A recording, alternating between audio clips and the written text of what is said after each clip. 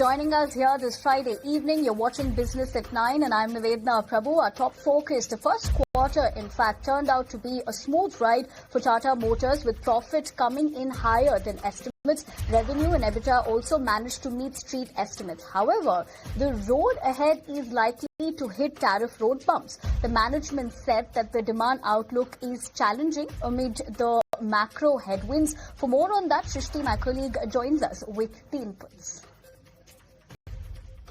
Well, when it comes to Tata Motors, a mixed bag coming in Q1 of FY26. And along with that, the key highlight remains to be the JLR margin, as the company has maintained its JLR EBIT margin guidance of 5 to 7% for FY26. And along with that, all the investment plans for the next 5 years also remains intact. The commercial vehicle segment has actually managed to post a double-digit margin number for itself. But yes, there has been a decline in the PV margins as well, which has now slid to like 4% of mark.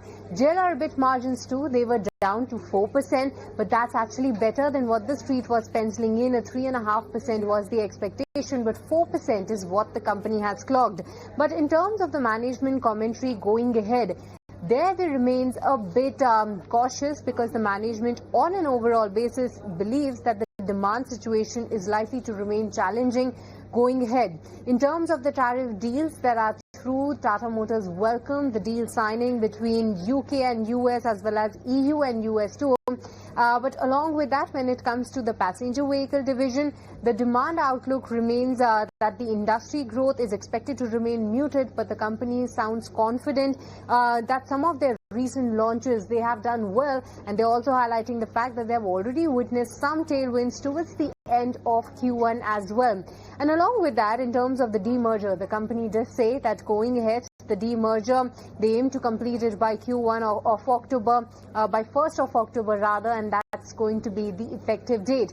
In terms of the numbers, like we have been telling you, it's been a mixed bag by Tata Motors. The revenue as well as the EBITDA wasn't in line. The consolidated EBITDA that was slightly less than what we were expecting at ET now. The number stands at 9.3%, while the profit figure on the bottom line was slightly above. Almost a 500 crores beat is what we have seen over there.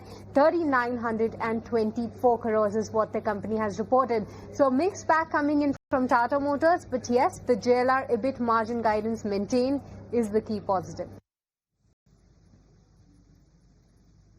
All right, Shrishti, thank you for the same. But of course, the other aspect of tariffs, and what did Tata Motors CFO PB Balaji have to say regarding the same? Let's listen in. In the current quarter, we have got hit by almost 250 million pounds on tariff charges, because even though the deal was announced on May 8th, it got ratified only on 30th June, and it is not with retrospective effect. So the current quarter is a full impact of 27.5 that you see, and that's the reason why the EBIT also went down to 4% in JLR. All right, let's also put our focus on how SBI reported mixed set of numbers for the quarter gone by, and the profit after tax came in higher than estimates, while NII failed to meet expectations. Talking to ET now, SBI Chairman C.S. Sethi forecasts overall credit growth guidance at 12% for financial year 26. He also spoke on the impact of trade tensions on overall sentiment, and by when India's biggest lender will hit the 1 lakh crore in the net profit. Listen in to this conversation with ET Now's Ankur Mishra. As we move forward, one is the costs on the deposit front get softened, and the stabilization of the repricing on the asset side gives us confidence that we will be able to maintain the NII, improve the NII, and also protect the NIM. You spoke about NIM. Now that has also declined 33 basis point, but still, if I talk about domestic NIM, so that's over 3%. What will be your guidance for the rest of the year?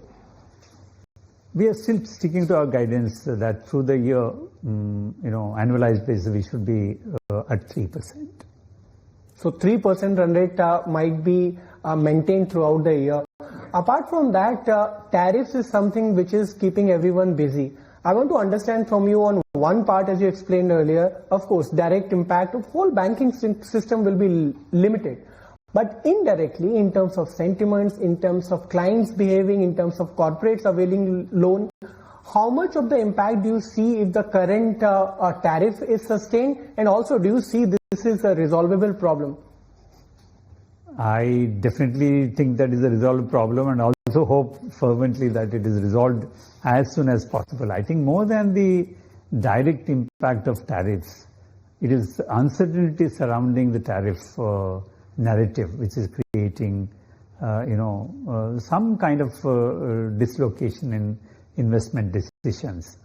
I'm not saying that the investment decisions are purely impacted by this, but some of the people are wait and watch mode, and they want to see how the tariff activity plays out. Right. One last question regarding your loan growth overall. You have maintained this time 11% growth, but do you think you will improve it to 12 or 13% later this year? Yeah, I think on an annualized basis, we are sticking to our guidance of 12%. And we have done very well in many other segments like home loan. We've had a robust growth of 15%. SME, almost 20% growth rate. So we are seeing a good sanctions and good sourcing of applications in these two segments. And hopefully in the festival season, both unsecured personal loan as well as auto loans will pick up, and that gives us confidence. As I mentioned, a double-digit growth in corporate. On an annualized basis, we should be able to achieve our guidance rate of 12%.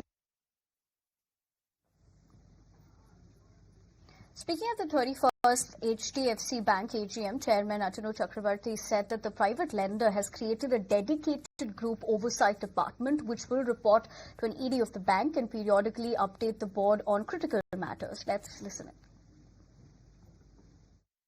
As we grow larger, we are conscious of our enhanced responsibility towards our large stakeholder base. Bank has created a dedicated group oversight department reporting into an executive director of the bank, which periodically updates the board on critical matters. This enables the board to maintain sharper visibility over risk, compliance, audit, and conduct across the group. However, each entity continues to remain responsible and accountable for its operations. Time for a quick break here on Business at 9. Stay with us. We're going to be right back with lots more on the other side.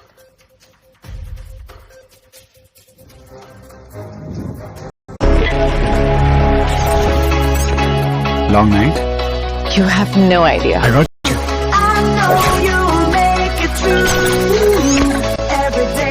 Motorola Edge 60 Pro. Hello, Moto.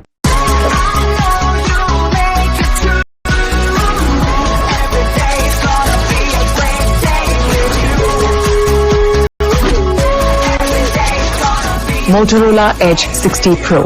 Hello, Moto.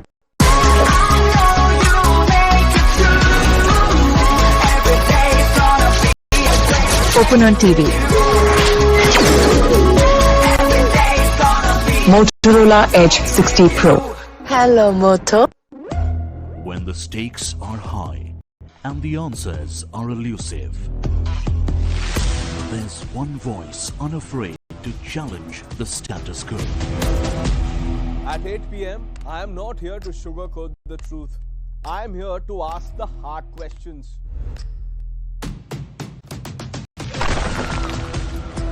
Because when others play it safe, I go straight to the heart of the matter. It's not about left or right. It's about what's right for India. It's about holding the powerful accountable. India Upfront with Pranesh Roy. Weeknights at 8 p.m. only on Times Now. No spin, no compromise, just the truth. For over 30 years, my journalism has been relentless, fearless, and uncompromising. My stories have reached lofty ivory towers and brought down the high and mighty. And I won't stop. When the clock strikes 9, it is time for the news hour. Navika Kumar asks the legitimate question. When your rights are trampled, I will be your voice, demanding answers from the corridors of power. News hour at 9 with Navika Kumar. Journalism is a mission, not just to seek accountability or a fight for justice, but for honesty and integrity. Voicing citizens' concerns and using the truth to demand answers, ensuring that you come first on agenda. Watch News Hour Agenda with me, Madhudas Gopalakrishnan, weeknights at 10 o'clock only on Times Now. The biggest news break of the day. Exclusive that set the primetime agenda. Bringing you stories that matter. News breaks that shake up the system. Join us for the biggest revelation on Blueprint exclusive weekdays at 6 p.m. only on Times Now. I carve the news blueprint of the day. One that chases the news course of the day. A course that is defiant, relevant and persistent. I deliver the elusive truth and find justice. The stories here aren't just plain. They are a blueprint of what's explosive and exclusive. Watch Blueprint Exclusive every weekday at 6:30 p.m. only on Times Now. When power evades answers, when spin clouds the truth, one voice cuts through the noise. When the nation wants to know, it demands the truth, not theatrics. Follow the facts, unfollow the fakery. The nation wants to know. Weeknights at 7 p.m. only on Times Now. When the stakes are high and the answers are elusive, there's one voice unafraid to challenge the status quo. At 8 p.m., I am not here to sugarcoat the truth. I am here to ask the hard questions. Because when others play it safe, I go straight to the heart of the matter. It's not about left or right.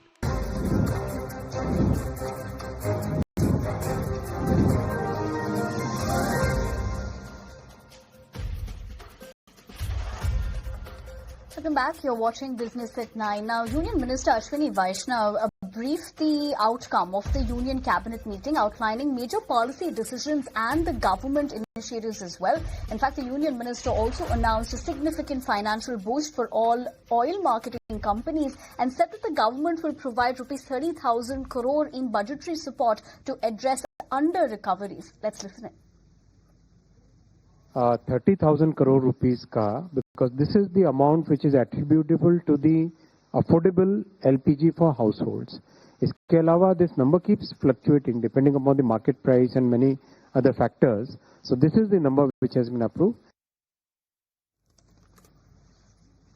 All right, we heard what Union Minister Ashwini Vaishnav had to say, but my colleague Sameer Dixit, who is also tracking this development, puts more things into perspective.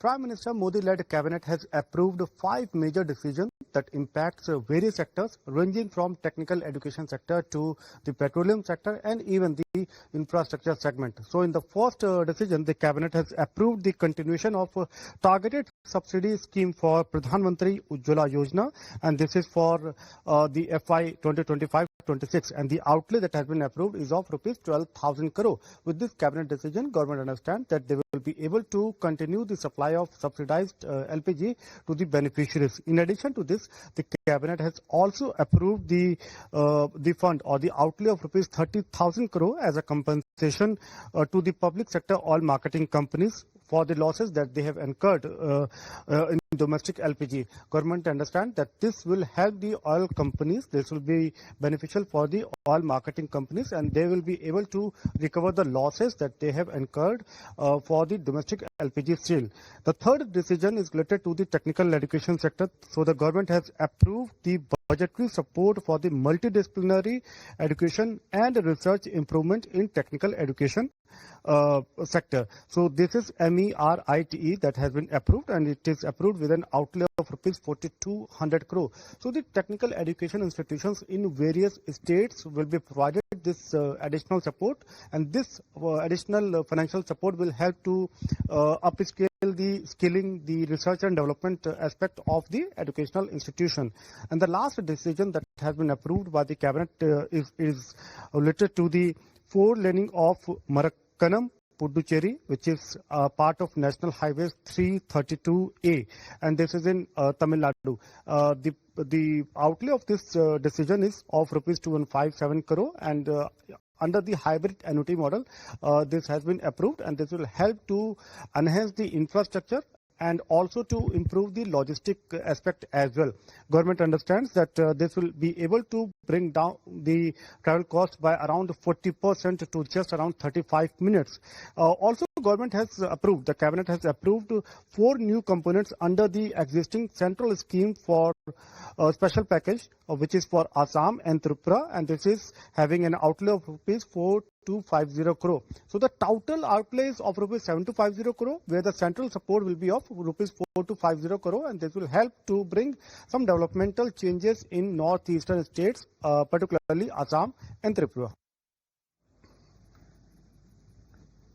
All right, let's also put into focus that speaking at the Biofuels 360 Summit, Petroleum Minister Hardeep Singh Puri responded to the dead economy term, saying India is not a dead economy, but a growing economy. Listen. I don't know what somebody says about how healthy our economy is. Let me tell you, we're the fastest growing major economy in the world. Even our detractors say that we're growing at 6.5%. Our energy needs are 3 times. There was a All right, let's move on and tell you how Prime Minister Modi today spoke with Russian President Putin on a phone call in which both the leaders reaffirmed their commitment to deepen India-Russia ties days after US President Donald Trump imposed 50% tariffs on Indian goods over Russian oil purchase. Now, President Putin briefed the Prime Minister on the latest developments concerning Ukraine. While thanking President Putin for his detailed assessment, the Prime Minister reiterated India's consistent position for a peaceful resolution of the conflict. Now, the two leaders also reviewed progress in the bilateral agenda and reaffirmed the commitment to further deepen the special and privileged strategic partnership between India and Russia. My colleague Samir joins us with more as far as this is concerned.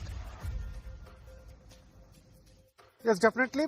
Prime Minister of India has posted on X platform that Prime Minister had a telephonic conversation with the President of Russia, Vladimir Putin.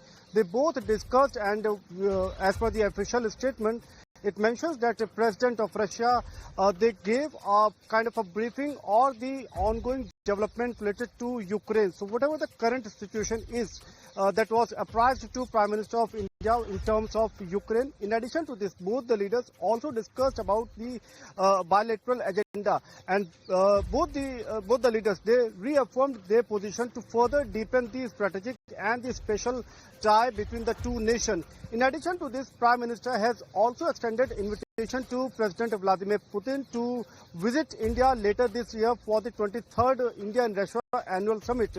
Now, this telephonic conversation is also being counted very important because it comes and it is being developed at a time when we have seen that American president, they have been strongly advocating that India should reduce its oil purchase from Russia, and also they have already announced to impose a 50% tariff on India, which includes sort of a penalty. The message which was being sent is that the higher tariff is being imposed because India is continuing its oil purchase from Russia. So amid all this development, this larger message that is being sent through this telephonic conversation, where on X, Prime Minister posted that yes, he had a telephonic conversation with the Russian president, and they both discussed not just the Ukraine part, but also reaffirmed their position to further deepen the strategic and the special